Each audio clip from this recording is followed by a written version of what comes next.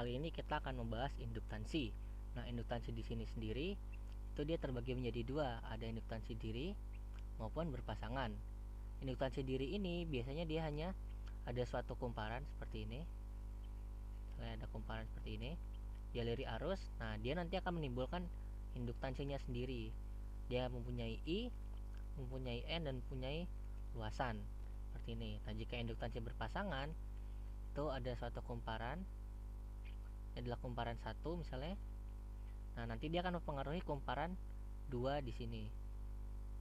Nah, nanti dia akan mempengaruhi seperti itu. Nah, simbol dari induktansi itu sendiri, jika induktansi diri kita sebut L. Kita sebut L. Jika untuk induktansi berpasangan atau coupling inductance, nah itu kita sebut M seperti ini. Nah, untuk mendapatkan GGL pada induktansi ini yang mempunyai induktansi, nah itu kita menulis epsilon sama dengan, nah karena dia punya kumparan, maka negatif N D flux dt seperti ini.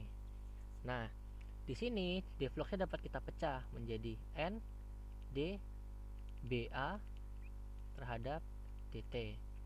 Nah, di sini yang berubah-berubah adalah arusnya yang diberikan kepada kumparan. Nah, karena ini induktansi kumparan, nah kumparan ini biasanya erat hubungannya dengan solenoida, sehingga B-nya dapat kita pecah, A-nya tetap, maka dapat kita keluarkan, maka menjadi Na D. B pada solenoid adalah mu0 I N dibagi L panjangnya. Nah, kita bagi dengan dt seperti ini. Karena yang berubah-berubah adalah I-nya, maka mu0 N dan L dapat kita keluarkan, sehingga epsilon sama dengan negatif Na mu0 N dibagi L, maka akan jadi Di dt.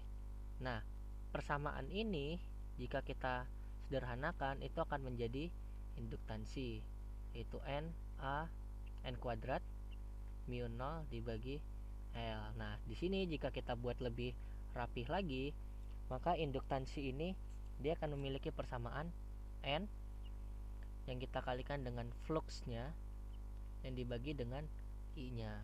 Ini adalah jika induktansi diri. Ini induktansi diri. Seperti ini. Induktansi diri. Nah, jika induktansi kopling, nah kita asumsikan di sini dia memberikan arus I1.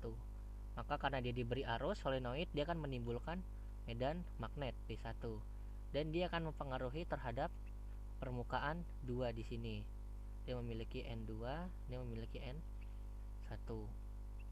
Nah, di sini maka jika kita lihat di bagian ini, bagian L-nya, nah karena tadi induktansi adalah untuk kopling M, maka di sini kita akan mencoba menurunkan dari persamaan GGL. Maka GGL-nya akan sama dengan negatif N. Nah, karena yang menerima adalah kumparan yang kedua, maka akan kita tulis menjadi N2 D flux.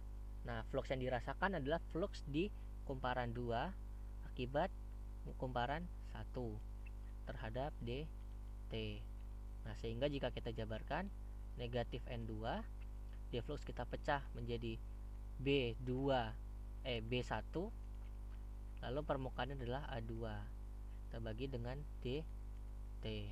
Nah, di sini jika kita pecahkan lagi, B-nya karena solenoid akan menjadi N2, B1 maka akan menjadi A-nya tetap, dia akan keluar A2. Ini akan menjadi D mu0 I1 N1 per L1. Nah, kita bagi dengan dt. Nah, sehingga jika kita keluarkan, dia akan menjadi min N2 A2. Ini akan menjadi I1 ya. Nah, nanti ini menjadi mu0 N1 dibagi L1. Ini akan menjadi DI dt. Nah, yang seperti ini adalah menjadi M, induktansi kopling.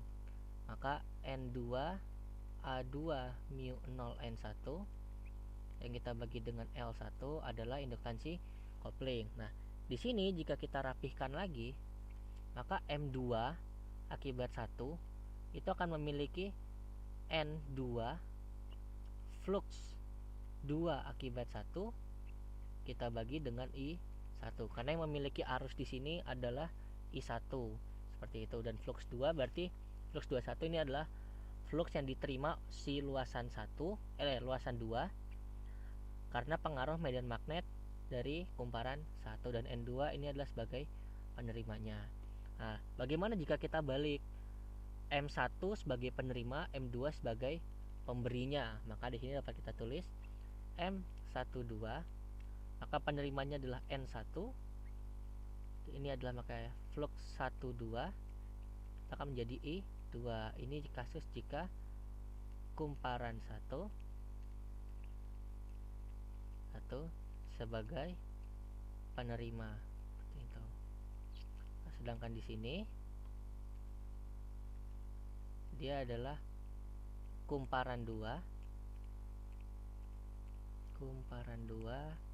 sebagai penerima seperti itu. Jadi dia dapat berlaku bolak-balik bergantung kumparan mana yang kita berikan arus seperti itu. Oke, cukup sekian dulu penjelasan mengenai induktansi dan baik induktansi diri maupun induktansi kopling. Nah, selanjutnya kita